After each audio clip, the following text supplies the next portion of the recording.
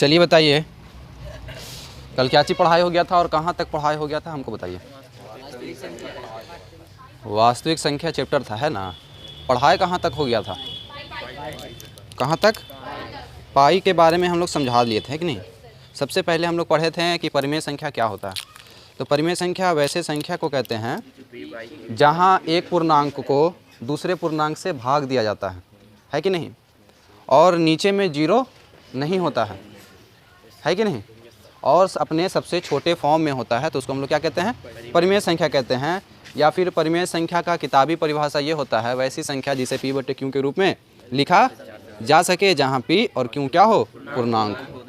एक और परिभाषा ये है परिमेय संख्या का कि वैसी संख्या जिसको दशमलव के रूप में अगर लिखा जाए, वैसा परिमेय संख्या जिसको दशमलव के रूप में लिखा जाए तो उसका दशमलव प्रसारण जो होता है या तो शांत होता है या फिर अशांत आवर्ती होता है। अशांत होता है और आवर्ती, आवर्ती का मतलब होता है बार बार रिपीट होना। तो परिमेय संख्या का जब दशमलव प्रसारण निकालिएगा ना, तो शांत रहेगा तो शांत है, कोई दिक्कत नहीं है। लेकिन अगर अशांत रहा ना तो क्या होगा, बार बार एक ही चीज़ रिपीट होगा। तो समझ जाइएगा क्या है ये परिमेय संख्या है और ये क्या है, अशांत आवर्ती है। उसके बाद फिर पढ़ें कि अपरिमेय संख्या क्या होता है। तो वैसी संख्या जहाँ जिसे p बटे q के रूप में लिखा नहीं जा सके, जहाँ p और q क्या हो, पूर्णांक हो। ये किताबी परिभाषा हो गया। हम लोग क्या समझे कि वैसा संख्या जिसका परफेक्ट वर्गमूल नहीं निकाला जा सके, वैसी संख्या जिसका परफेक्ट वर्गमूल नहीं निकाला जा सके उसको क्या कहेंगे, अपरिमेय संख्या कहेंगे, है कि नहीं। अपरिमेय संख्या का परफेक्ट वर्गमूल नहीं निकाला जा सकता है कि नहीं। चलिए आज हम लोग कुछ टॉपिक पढ़ेंगे, उस टॉपिक को पहले हम लिख लेते हैं, ठीक है, क्योंकि कुछ टॉपिक हमसे छूट ना जाए, है ना, इसको कवर पूरा कर लेना है। तो सबसे पहले आता है आपका, आज हम लोग कौन कौन सा पॉइंट पढ़ेंगे वो लिख लेते हैं। पहला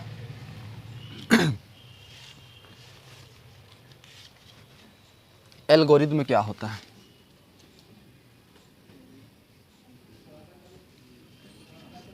एल्गोरिदम क्या होता है। दूसरा पढ़ना है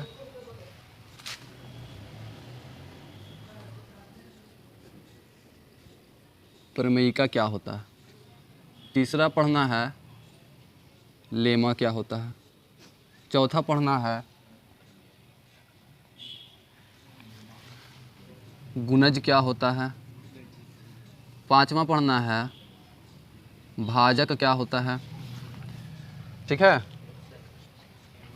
छठा पढ़ना है यथार्थ क्या है, हाँ ऐसे लिखाएगा, यथार्थ भाजक क्या है। सातवां पढ़ना है अयथार्थ भाजक क्या है,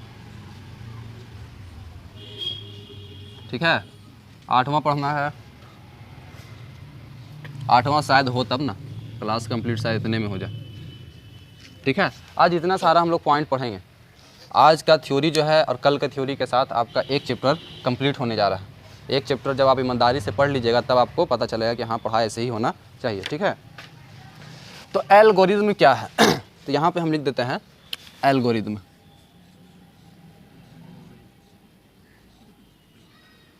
एल्गो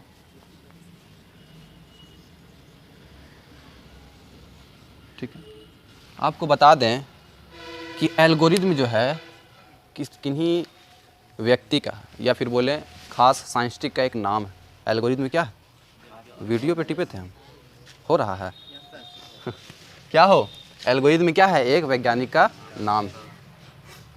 और पहले के ज़माना में कोई हल्को चीज़ का खोज कर दिया तो क्या हो जाता था, वैज्ञानिक हो जाता था। तो एल्गोरिदम भी एक बहुत महान वैज्ञानिक थे, लेकिन कुछ छोटे छोटे बात को बहुत बढ़िया तरीके से बताएं, है कि नहीं। तो एल्गोरिदम का कहना था कि कोई भी भारी प्रश्न, देखो क्या कहें वो एक नियम बन गया, याद रखा है आज तक, वो हम भी कहेंगे तो मेरा भी बन जाना चाहिए था। कोई भी भारी प्रश्न को हल करने के लिए एक तरीका होना चाहिए कि आप शॉर्टकट ना जाएं, क्या ना जाए, ये ना कि शॉर्टकट मारें। अगर भारी प्रश्न है तब, नॉर्मल है तो फिर शॉर्टकट मार के निकल लें, लेकिन भारी प्रश्न है ना जब, तो उसको शॉर्टकट ना जा करके उस क्वेश्चन को स्टेप बाय स्टेप बनाना। क्या बनाना है, ये मेरा कहना है, एल्गोरिदम का कहना है, ये वैज्ञानिक का कहना है। ये कहना है कि कोई भी विशेष प्रकार का क्वेश्चन, भारी नहीं बोले, विशेष, विशेष मतलब समझ जाइए, विशेष प्रकार का क्वेश्चन जो होता है उसको अगर स्टेप बाय स्टेप हल किया जाए, उसी नियम को हम लोग क्या कहेंगे? एल्गोरिज्म कहेंगे। बहुत भारी चीज़ था एल्गोरिज्म, है ना, एकदम हल्का चीज़ था। तो यहाँ पर हम इसको हिंदी में पूरा परिभाषा के साथ लिख देते हैं। किसी विशेष प्रश्न, ऐसे लिखाएगा ना, प्रश्न को स्टेप बाय स्टेप हल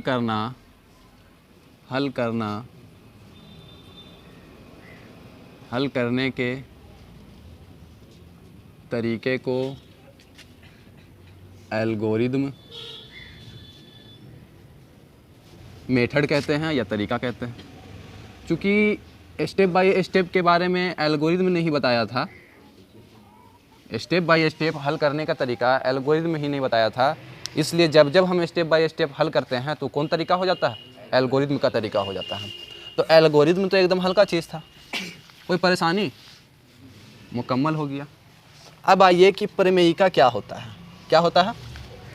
प्रमेयिका क्या होता है, यहाँ पर लिख लेते हैं।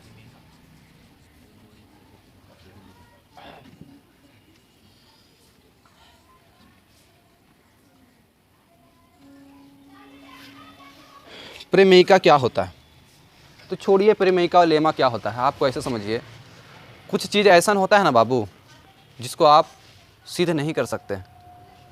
सिद्ध नहीं कर सकते हैं कि माने स्टूडेंट को सबसे ज़्यादा डर पता है इसमें क्या होता है? 10th क्लास और 9th क्लास में सिद्धिकरण से। क्या चीज़ डर होता है?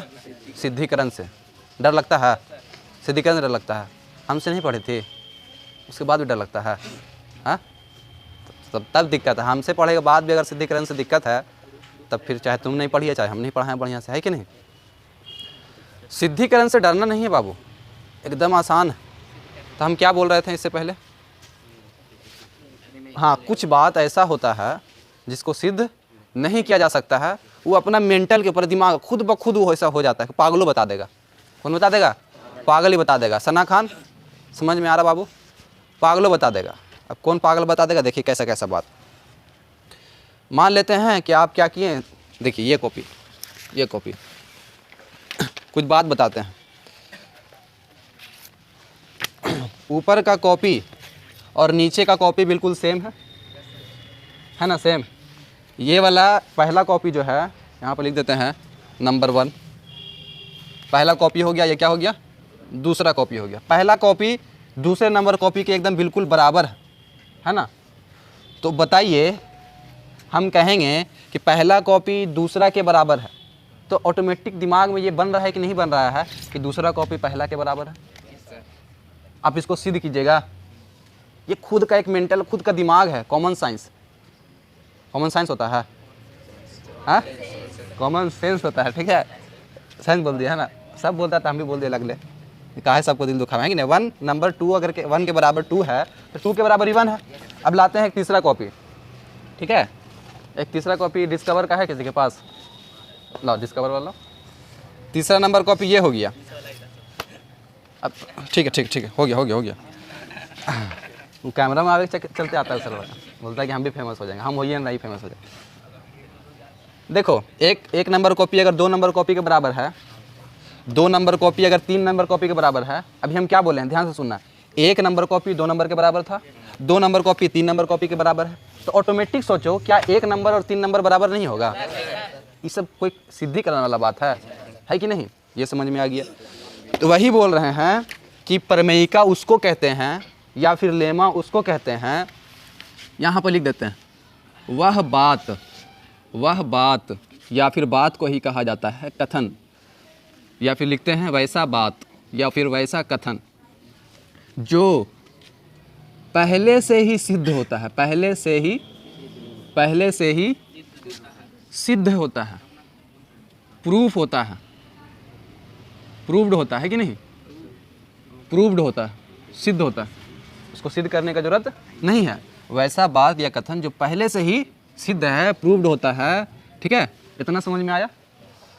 अब फिर आया क्या है, काहे लगे इस चीज़ को? अब इसी चीज़ के मदद से हम लोग ना जाने कितना चीज़ को सिद्ध करते हैं, ठीक है। हम लोग जैसे देखिए, आप जब ज्योमेट्री पढ़ाएंगे तो आपको बताएंगे कि एक लाइन जो है, एक रेखा दूसरे रेखा के समानांतर है, ठीक है। और एक रेखा ये रेखा इसके समानांतर है और ये रेखा इसके समानांतर है।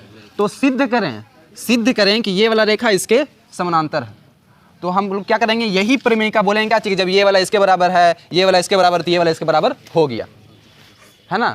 बहुत सा यहाँ पर क्या होता है, बात होता है, 6-7 बात होता है, जो कहाँ पढ़ाएंगे हम, ज्यामिति में पढ़ाएंगे। यहाँ पे बस के लिए आपको इतना समझना है कि प्रमेयिका या लेमा वो उसको कहते हैं, वैसा कथन या फिर वैसे बात को कहते हैं जो पहले से ही सिद्ध होता है, और उसी सिद्ध बात से, उसी सिद्ध कथन से हम लोग बहुत सा चीज़ को सिद्ध करते हैं, बहुत सी चीज़ को सिद्ध करते हैं। तो यहाँ पर लिखते हैं वैसा बात या कथन जो पहले से ही सिद्ध होता है, उसी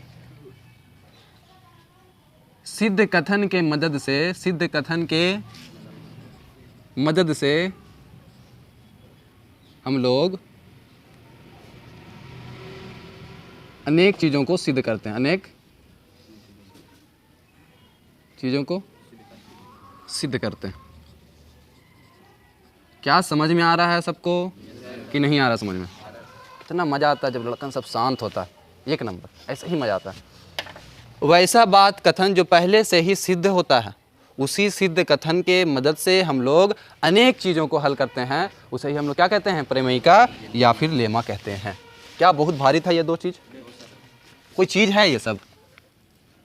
अगर ना भी पढ़ावेंगे ना तो 100 नंबर लेते आइएगा, हम गारंटी लेते हैं, ठीक है। और कहीं जाइएगा ना तो नहीं पढ़ावेगा, टेंशन लेने वाला बात नहीं।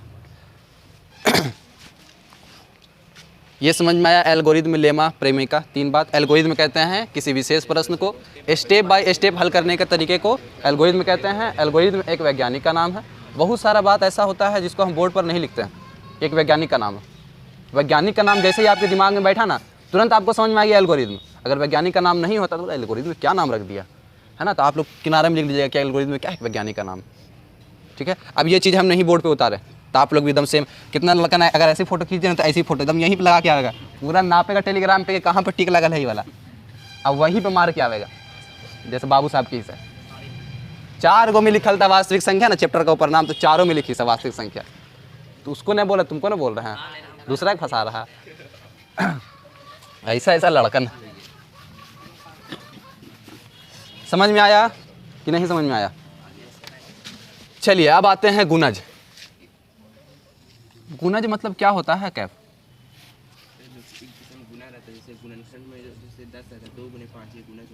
देखो बोलते बोलते हैं ना गुणज के बारे में कुछ अलग वर्ड भी बोल दिया, गुणनखंड। चलो तो वो भी बोल देते हैं, गुणनखंड क्या होता है। सबसे पहले गुणज पढ़ाने से पहले हम गुणनखंड पढ़ा देते हैं, क्लियर है। अब जैसे रे बाबू हम लिखें 20, हम क्या लिख दिए 20। ऐसे कभी क्या तुम लोग 2 दहें के 20, 2 पचे 10, 5 एकम 5, ऐसे किया है ना, ठीक। अच्छा 20 को तुम लोग कभी कभी ऐसे भी किया होगा, 20 बराबर 10 गुने 2, 20 बराबर 4 गुने 5, और कुछ किया है 20 बराबर 20 गुने 1, और कुछ किया होगा तुम लोग, क्या चीज़ हो गया ना, ये हो गया। अब देखो तो गुणनखंड 20 को तुम ऐसे भी लिखा है 2 गुने 2 गुने 5 गुने 1। अब आपको समझना है कि ये वाले चीज़ में और ये वाले चीज़ में क्या अंतर है। आपको हम बता दें कि ये भी गुणनखंड है, ये भी गुणनखंड है, दोनों को दोनों क्या है, गुणनखंड है। गुणनखंड के माने होता है क्या, संख्या को गुणा के रूप में अलग अलग तोड़ देना। क्या कर देना, तोड़ देना। अब ये हमारा 20 था, ये संख्या था, संख्या को देखिए गुणा के रूप में अलग अलग तोड़ दिए हैं, संख्या को अलग अलग गुणा के रूप में तोड़ दिए हैं, तो गुणनखंड हो गया। तो ये भी गुणनखंड है और ये भी गुणनखंड है। 20 था, 20 गुने 1 किए, ये भी क्या है आपका एक गुणनखंड ही है, ठीक है। अब ये गुणनखंड हो गया। ये क्या है, ये आपको गौर करना होगा। आपको पढ़ाए थे कि 2 क्या है, एक अभाज्य संख्या है, 2 क्या है, 2 किसी से कटता है, दूसरे से नहीं कटता है। ये भी 2 अभाज्य संख्या है, ये भी 5 अभाज्य संख्या है। चलिए दूसरा पे आते हैं।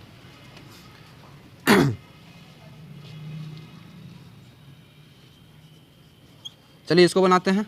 2 दूनी 4, 2 पचे 10, 2 छके 2 एकम 2, 2 दूनी 4, 2 अठी 2 छके 12 चके दू तिया 6 दूनी, 2 एकम 2 छके, 2 अठी 2 चौके 2 दूनी 2 एकम। ठीक है, कहीं गलत ना हुआ। अब ये देखना है, ये भी अभाज्य, ये भी अभाज्य, ये भी अभाज्य, ये भी है ना, है कि नहीं। अब ये बताइए कि ये इसका 20 का गुणनखंड 10 गुने 2 भी है और 20 का गुणनखंड 2 गुने 5 भी है। तो आप एक चीज़ गौर कीजिएगा कि 20 का जब गुणनखंड 10 गुने 2 किए ना तो एक वो अभाज्य है और ये क्या है 10 भाज्य है। लेकिन जब इस वाले में आइएगा तो देखिएगा 20 को 2 गुने 5 अभाज्य अभाज्य अभाज्य। तो वैसा गुणनखंड जिसका सारा का सारा जो संख्या रहेगा वो अभाज्य रहेगा। क्या रहेगा? अभाज्य रहेगा। उसी को कहते हैं अभाज्य गुणनखंड। क्या कहते हैं? अभाज्य गुणनखंड कहते हैं। तो समझ में आया कि अभाज्य गुणनखंड किसको कहते हैं। क्या बहुत भारी है? यानी कि ये हुआ किसी भी संख्या को अभाज्य संख्या के गुना के रूप में तोड़ के लिख देना। किसी भी संख्या को अभाज्य संख्या के गुना के रूप में तोड़ के लिख देना ही अभाज्य गुणनखंड कहलाता है। अगर गुणनखंड कहेगा तो 10 गुने 2, 4 गुने 5, 20 गुने 1 भी गुणनखंड है। और सबसे ज़्यादा क्या है? अभाज्य गुणनखंड इंपॉर्टेंट है। अभाज्य गुणनखंड क्या होता है? सारा। अब उससे ज़्यादा नहीं तोड़ सकते हैं, उस संख्या को उससे ज़्यादा अब तोड़ सकते हैं। बोलिए 20 को और हम तोड़ सकते हैं। अब हम कैसे तोड़ेंगे बताइए? क्या 2 को तोड़ सकते हैं? 2 कुछ करके क्या ये 2? अब बोलेगा सर 2 गुने 1 तो कर सकते हैं। 2 गुने तो 1 का कोई महत्व नहीं, 1 तो सबके साथ गुना है इसलिए छुपा हुआ खत्म है। तो 2 गुने 5, इससे ज़्यादा आप इसको नहीं तोड़ सकते हैं। और तो ये भी कह सकते हैं कि अभाज्य गुणनखंड उसको कहते हैं जहाँ पर उसके गुणनखंड को और ज़्यादा नहीं तोड़ा जा सकता है। क्लियर है? नहीं क्लियर है? समझ में आ रहा है कि नहीं समझ में आ रहा है? तो ये बाबू रे हमारा गुणनखंड हो गया। गुना के रूप में तोड़ के लिखे हैं खाली, इसलिए गुणनखंड कहेंगे। ये अभाज्य संख्या के गुना के रूप में तोड़ करके लिखे हैं तो इसको अभाज्य गुणनखंड कहेंगे। क्लियर है? यानी कि जब हम बोलें कि किसी भी संख्या का अभाज्य गुणनखंड निकालें तो आपको ध्यान देना है कि केवल अभाज्य संख्या से ही भाग देना है। क्या चीज़ से भाग देना है?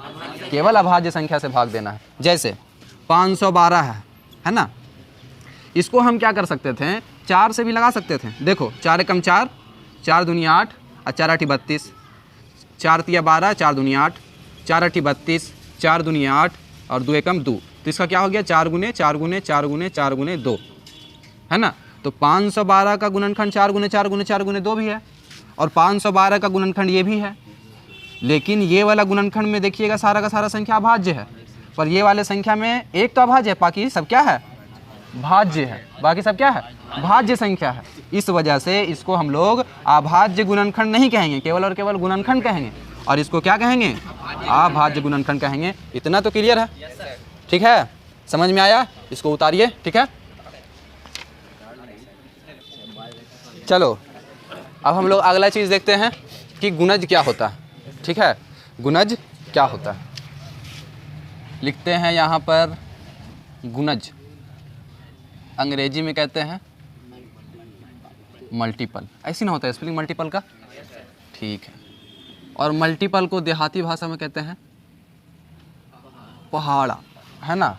ककहरा, ककहरा ऐसे कहते हैं ना। तो ना ककहरा उसको नहीं कहते हैं। हम भी बचपन में वही सोचते थे।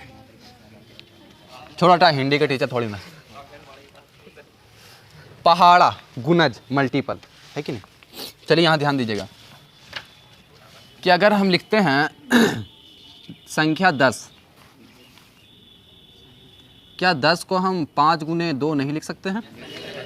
10 को हम लोग 5 गुने 2 लिख सकते हैं। तो बाबू कितना आसान है। एकदम हल्का हल्का टॉपिक लेके आए, है ना। चटनी वाला, ठंडा का समय है, चटनी खाना चाहिए। तो क्या है? 10 को हम 5 गुने 2 लिख सकते हैं। अब गौर कीजिएगा कि हम 5 और 2 को गुना के रूप में तोड़ करके लिख दिए। अच्छा ये कहिएगा कि 10 में 5 मौजूद है, 10 में 2 भी है ना। या फिर ये कहिएगा, अच्छा छोड़ो सब बात। 10 में क्या है? 5 मौजूद है। जब 10 को तोड़िएगा तो 5 भी मिलेगा और 2 भी मिलेगा। जब 10 को गुना के रूप में तोड़िएगा तो क्या चीज़ कैसी मिलेगा? तो आप कहिएगा ना कि 10 का जो है 10 का गुणज 5 भी है 2 भी है। 10 का गुणज क्या है? 5 भी है 2 भी है। जब 20 को तोड़िएगा तो क्या कहिएगा? 2 दूनी 4, 4 पचे 20। तो क्या कहेंगे? 20 का गुणज, 20 का गुणज कौन कौन है? 2 है, 2 है और क्या है? केवल ए को लिखना है। 20 का गुणज कौन कौन है? 2 है और 5 है। चलिए 143 आते हैं। 143 को तोड़ के दिखाओ तो, अभाज्य गुणनखंड करके दिखाओ तो जल्दी सा। 143 को अभाज्य गुणनखंड करके दिखाइए, देखते हैं किसको किसको आता है।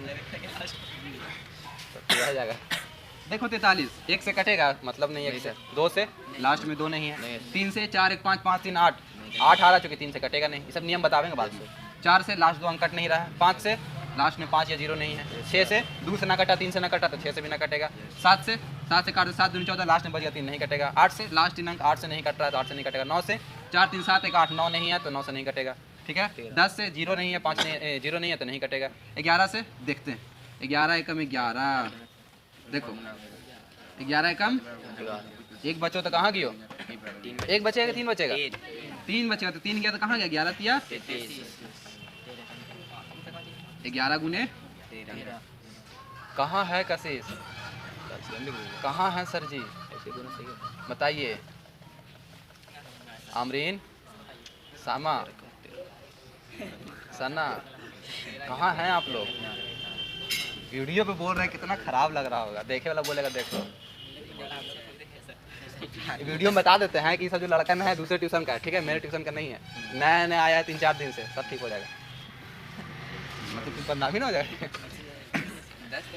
नाम नहीं बताएंगे, दूसरा जगह कहाँ का है, दिक्कत हो जाएगा। तो 11 गुने 13 समझ में आ गया? ये भी अभाज्य, ये भी अभाज्य, तो हुआ ना अभाज्य गुणनखंड। क्लियर? तो हम क्या कहेंगे कि 143 का गुणज 13 भी है और 11 भी है। 13 भी है और 11 भी है। क्लियर है? तो गुणज समझ में आया कि क्या होता है? आ गया समझ में? अच्छा, अगर हम ऐसे लिखते हैं 12 6 गुने 2, तो क्या बोल सकते हैं कि 6 भी हमारा 12 का गुणज है, 2 भी हमारा 12 का गुणज है? हाँ 6 भी, हाँ किसको? हाँ तो जो नहीं आएगा उसको बोलेगा।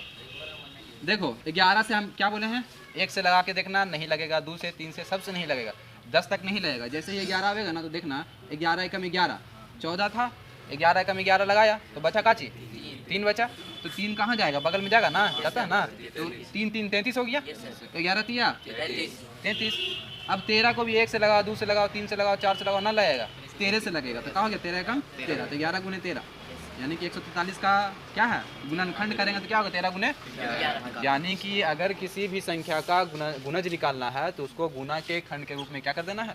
तोड़ देना है। बस इतना ही करना, सारा का सारा गुणज आपको पता चल जाएगा। क्लियर है? चलिए, नहीं समझ में आया? नहीं समझ में आया तो कैमरा भी बंद करेंगे। आगे समझ में? चलो अगला है भाजक। क्या है? भाजक।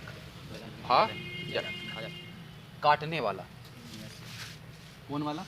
काटने वाला। भाजक के माने क्या होता है? किसी संख्या को काटने वाला।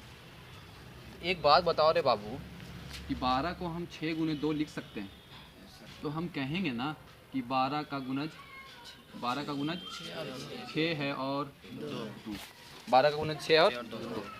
दूसरा क्या कह सकते हैं? देखो पलट के कि 12 का 6 से 12 कट जाएगा, 6 से 12 2 से 12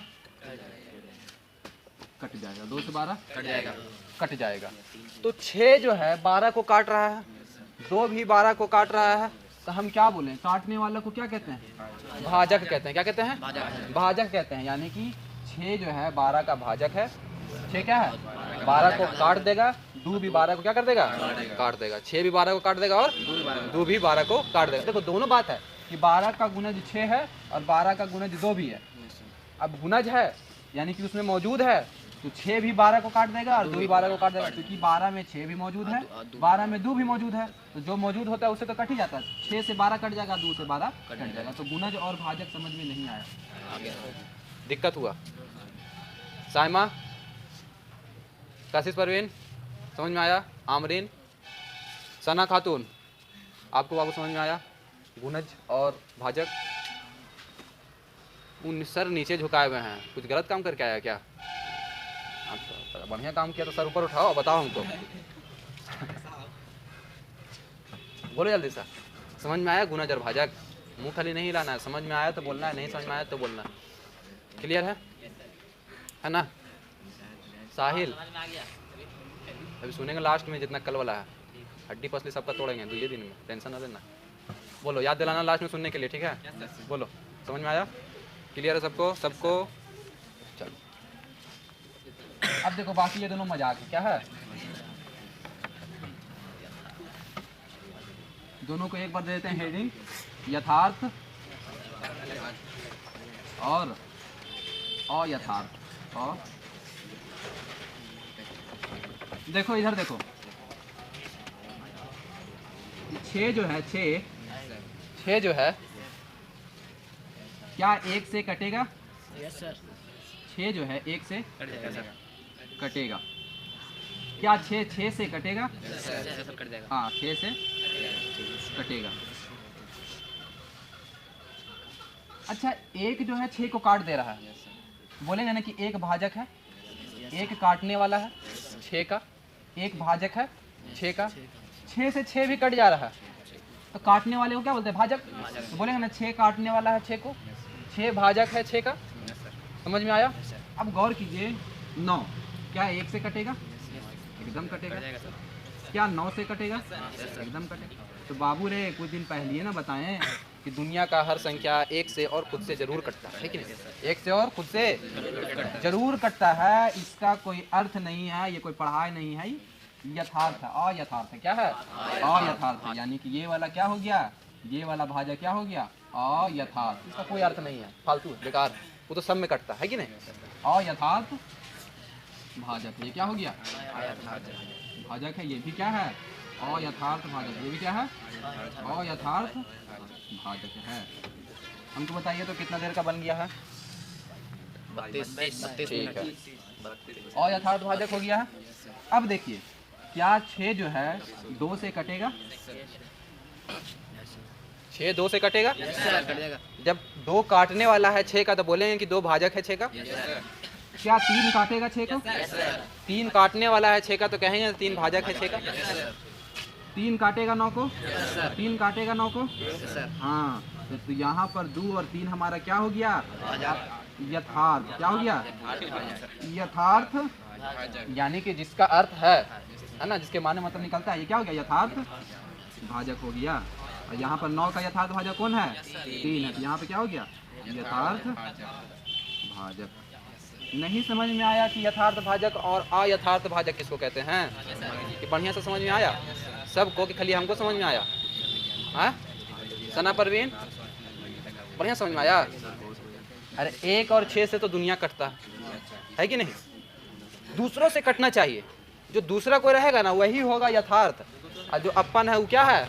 अयथार्थ। दुनिया में यही होता है, जो अपना सो पराया, जो पराया सो अपना। रो दें? ठीक है, क्लियर है? चलिए एक बार देखिए आप लोग, चलिए एक बात यहाँ लिखते हैं, गौर कीजिएगा। प्रत्येक अशून्य पूर्णांक, प्रत्येक अशून्य ही है ना? अशून्य ही है ना? कहाँ गया?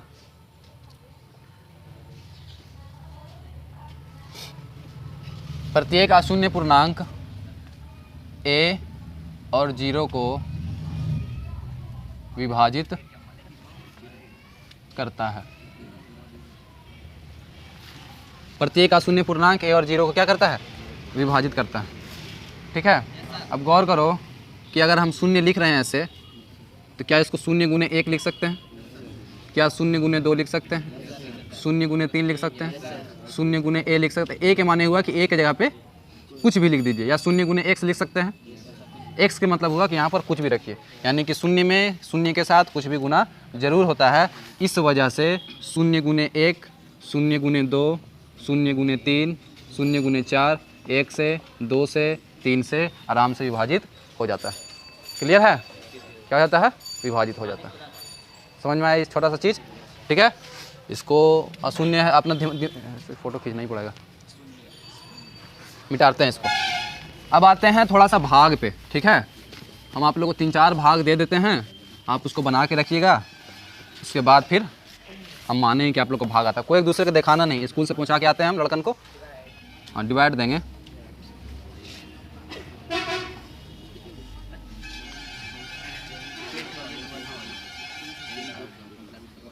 इससे हम कोई बात बताने वाले हैं, ठीक है, ध्यान रखिएगा, हल्का चीज़ नहीं है।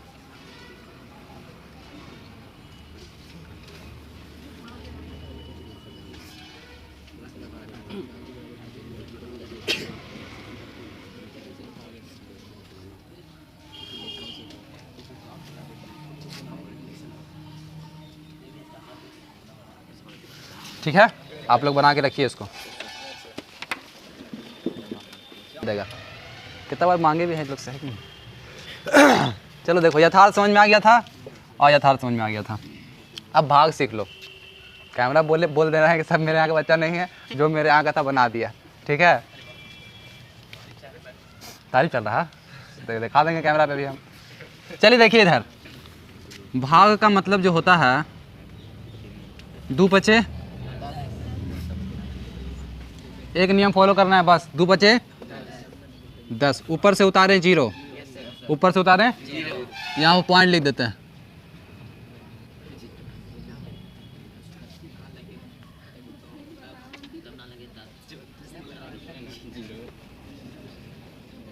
ये बात याद रखिएगा, जब न लगे, जब न लगे, हाँ जब न लगे। सोचिए कि 2 पचे 10 लगा दिए, पहली बार में तो कोई दिक्कत है नहीं। ऊपर से उतारे 0, बढ़िया से कि लग जाए।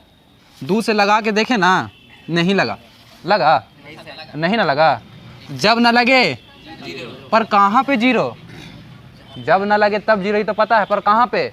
हमेशा अपने आंसर में ऊपर से 0 उतारें, ना लगा पट से 0।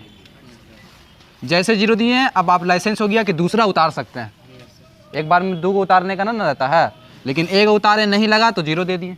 फिर ऊपर से उतारे 0, लगा, अभी भी ना लगा, ऊपर से तो उतारवे किए थे, नहीं लगा, नहीं लगा तब 1 उतारे, उतारे 1 उतार लिए, लगा नहीं लगा ना, तब 0।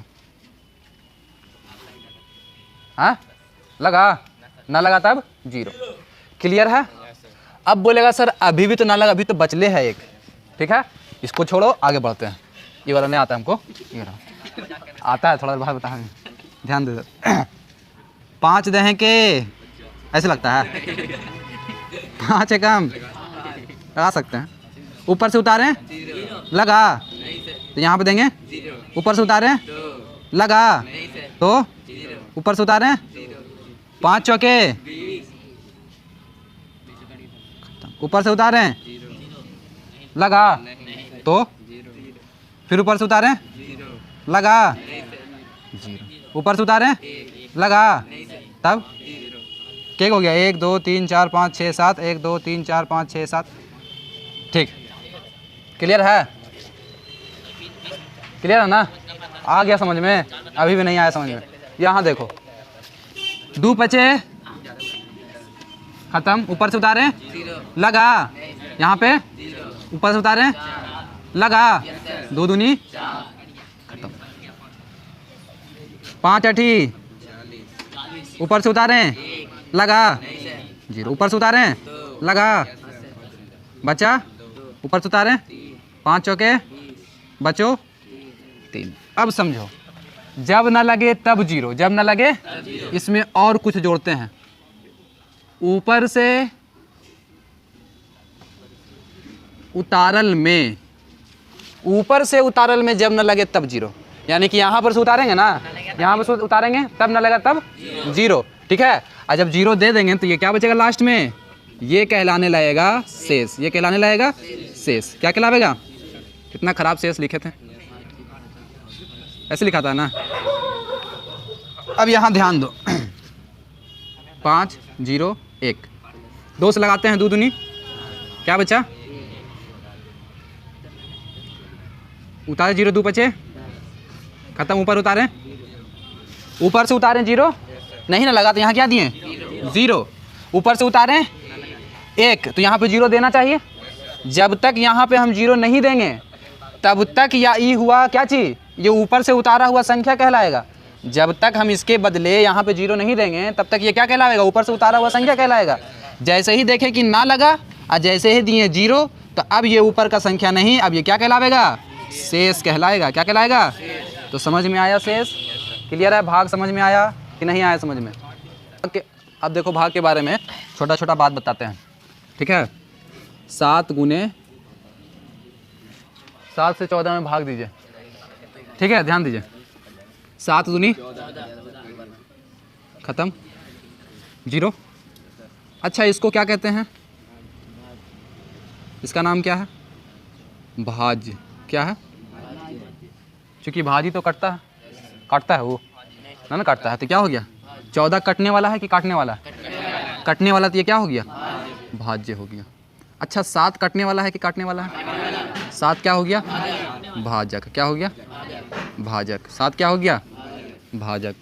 अच्छा ये जो 2 है, हाँ जब भाजक से भाज्य में भाग दिए ना तो हमको कुछ फल मिला है कि नहीं, क्या मिला, मेहनत का फल मिला, तो क्या हो गया भागफल। क्या हो गया भागफल, है ना। पॉकेट में 1 रुपया बचा, कितना बचा, फकीर है ना, तो क्या हो गया शेष हो गया। क्या हो गया शेष हो गया। क्या हो गया ना समझ में आया, अरे शेष हो गया, क्या हो गया शेष हो गया।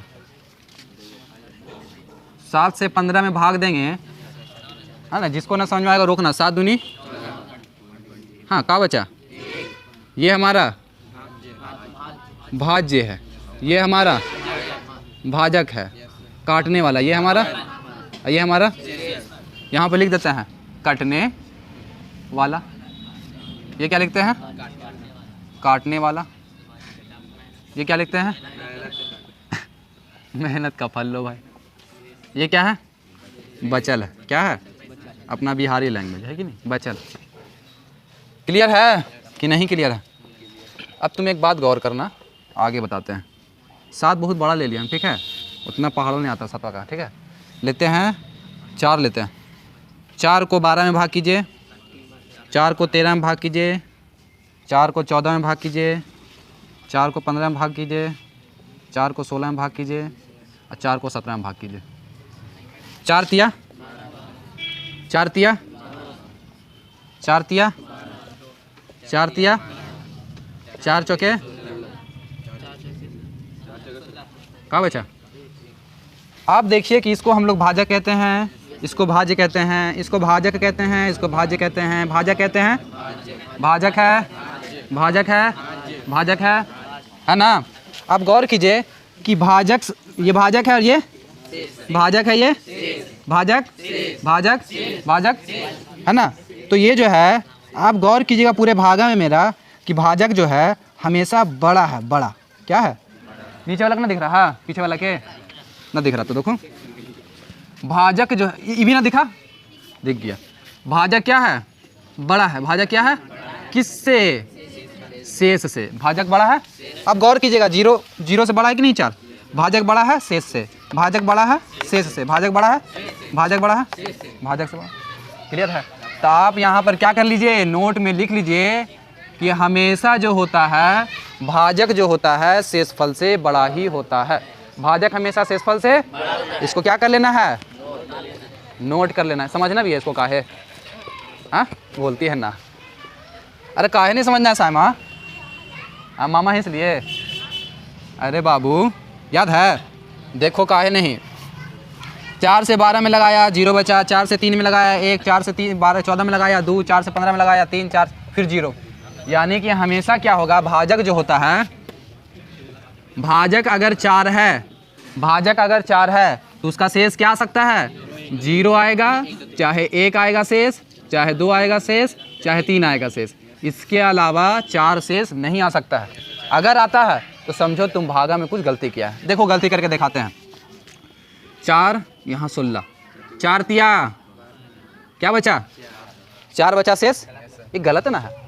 अरे 4 चौके 16 तो लग रहा था, ये 3 काहे लगा, पैर में दर्द था नहीं आगे बढ़े इसलिए, ये बात नहीं है। ये क्या है, भागा क्या हो गया, गलत हो गया। यहाँ पे देख रहे हैं कि शेष दम बराबर हो गया, ऐसा कभी हो ही नहीं सकता, ये गलत। तो शेष कभी भी जो होता है भाजक से छोटा ही होता है, शेष हमेशा भाजक से। ना समझ में आया, क्लियर है? चलो ये सब 10th का चीज़ है, कोई 9th का या फिर बच्चा का चीज़ नहीं सोचना। क्लियर? लास्ट टॉपिक है, कितना हो गया, 48 हो गया, मिटा देते हैं इसको।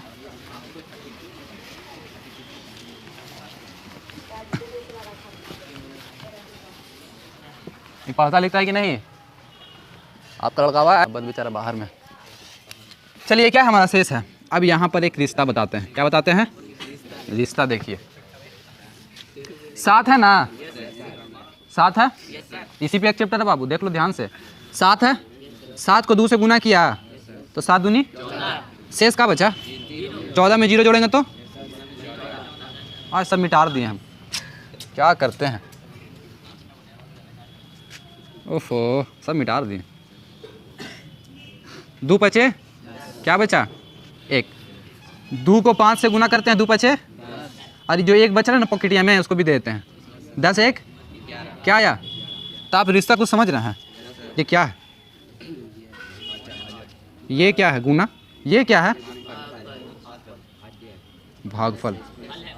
अच्छा ये क्या है, ये तो बहुत बार तुम लोग पढ़ा होगा। हाँ बराबर क्या होगा, तो इसको क्या कर लेना है, रट लेना है। क्या कर लेना है, आज इतना ही, कल इसके बारे में तहकीकात किया जाएगा बेहतरीन से, ठीक है, इस पर रिसर्च किया जाएगा। ठीक है, आज के लिए इतना ही, शांति से रुको अभी।